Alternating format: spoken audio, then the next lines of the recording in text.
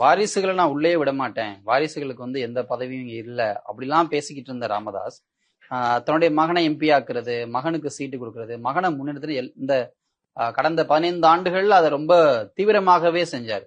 இன்னைக்கு அந்த மகனுக்கு எதிராகவே நிக்கிறாரு.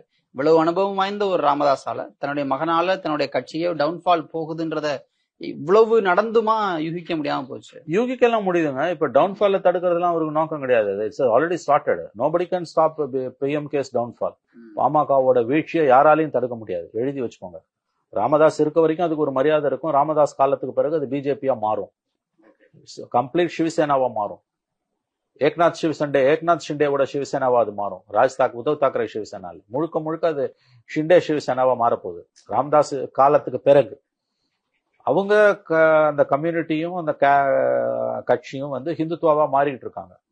Influence of Hindutva among Vanniyars and especially among Vanniyars ரொம்ப ஸ்டடியா போயிட்டு இருக்குது. அப்புறம் any political vacuum will be useful for right wings. அதை ஞாபகம் வச்சுக்கோங்க. நீங்க ஒரு சுயசாதி பெருமை பேசுறவன், அரசியல் வெற்றிடம், இது எல்லா இடத்தையும் பிஜேபி கைப்பற்றும். என்ன ஒண்ணு, தமிழ்நாட்டில் அவங்களுக்கு ஸ்ட்ராட்டஜிக்கலா பிளான் பண்றதுக்கு ஆள் இல்லை. குருமூர்த்தி மாதிரி ஆளுங்க பின்னால வச்சுட்டு கொடுக்குறாங்க. அதனால அது உருப்படாம இருக்கு. அது நல்லது, நமக்கு தமிழ்நாட்டுக்கு நல்லது. ஆனா எப்பயுமே அப்படி இருக்க மாட்டான். கோர்ஸ் கரெக்ஷன் பண்ணானா காலி.